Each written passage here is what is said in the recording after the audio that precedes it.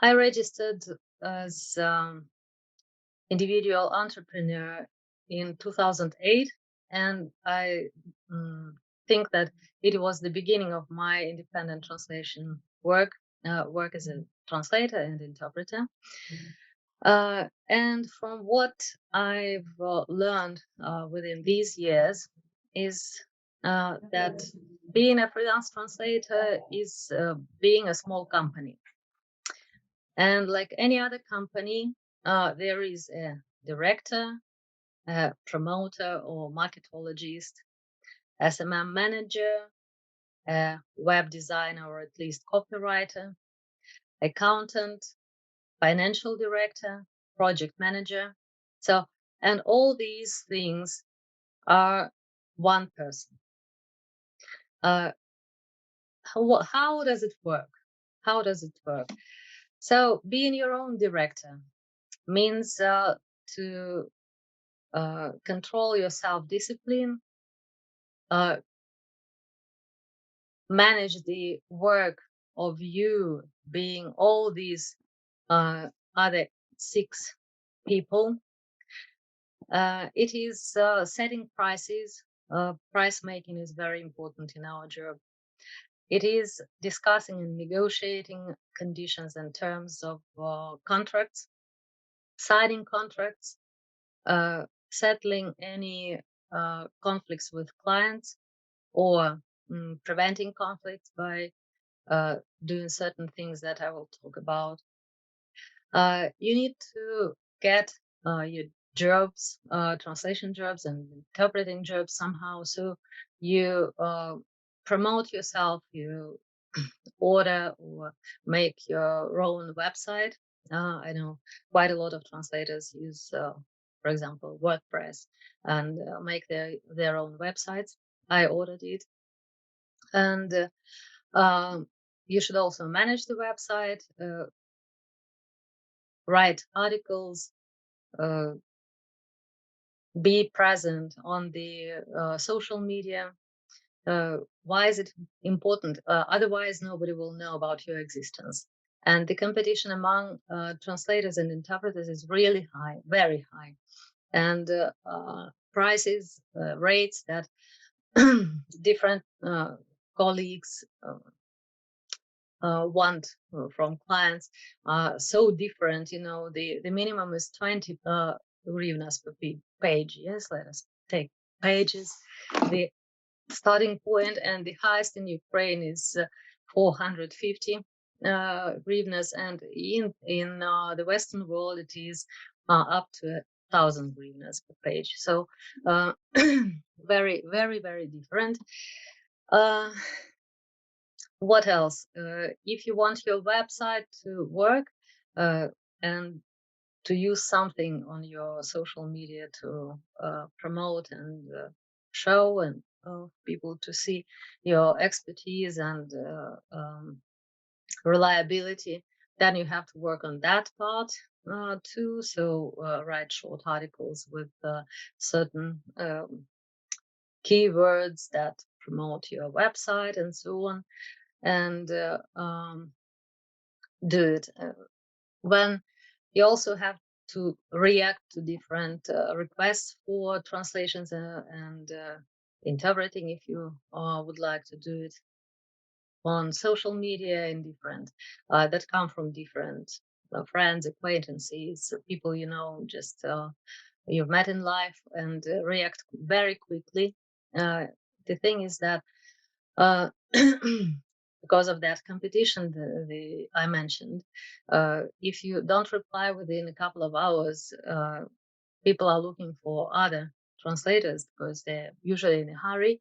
And we should know that whatever it is, a company, any NGO, or governmental organization, governmental authority, they prepare their materials for weeks and months, but then they realize that all this should be somehow translated, and they are looking for somebody to do it in a hurry and set very, very tight deadlines.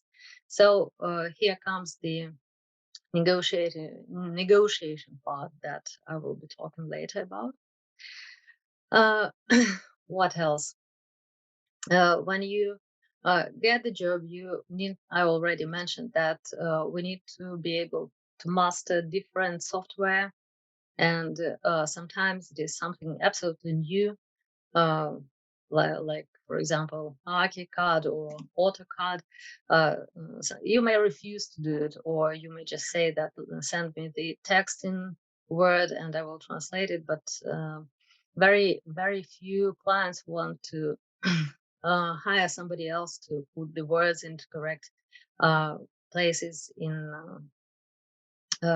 drafts or schemes, diagrams, and so on. And sometimes the translation consists of just words, and you need to know the subject and how to put them in the right place. And it's much easier sometimes to learn how software works than to request anything other.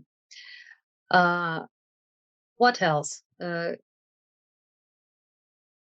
Being a company means to do some finance, yes, to deal with financial part of the work. And here comes the choice. You either do it yourself, if you're good at it, or if you are more or less doing well and you can hire somebody, you can do it.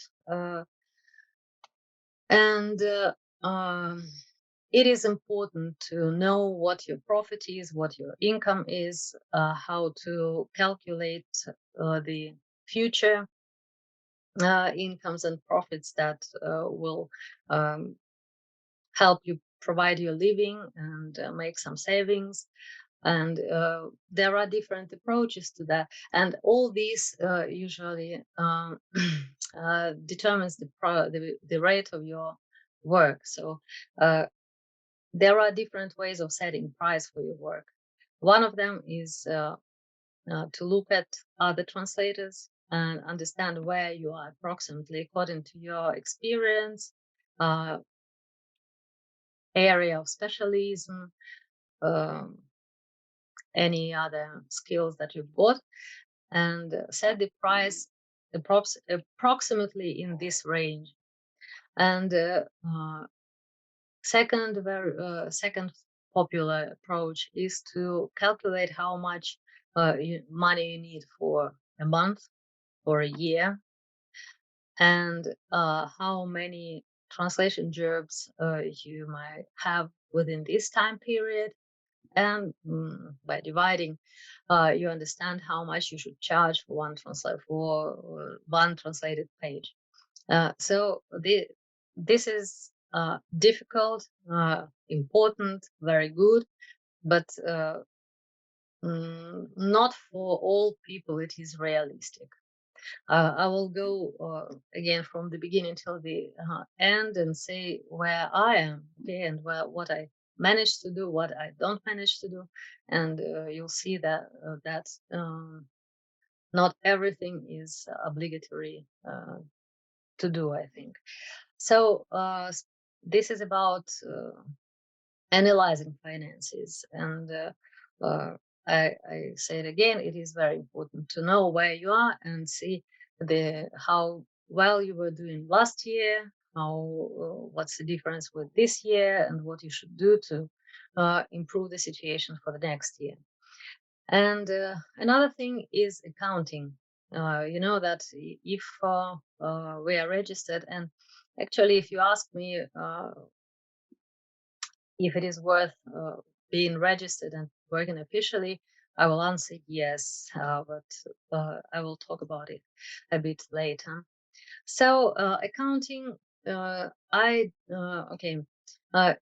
Again, there is a choice. You can do it yourself, because if you look attentively, and if you are an individual business person in Ukraine, or even in any other country, it doesn't involve a lot of documentation, and you report just once per 3 months and just send a declaration. That's all. There is also a social contribution thing that is required, and you also should report on that. But it is just a couple of documents you prepare. You still have to deal with your bank accounts and send and prepare and send invoices to your clients. Very few accountants do it, especially if you work with foreign partners for foreign clients. It is very hard to find an accountant who can do it in English, at least. So here's the choice. You either do it yourself or hire an accountant. You know, there are some accountants that deal with many small companies.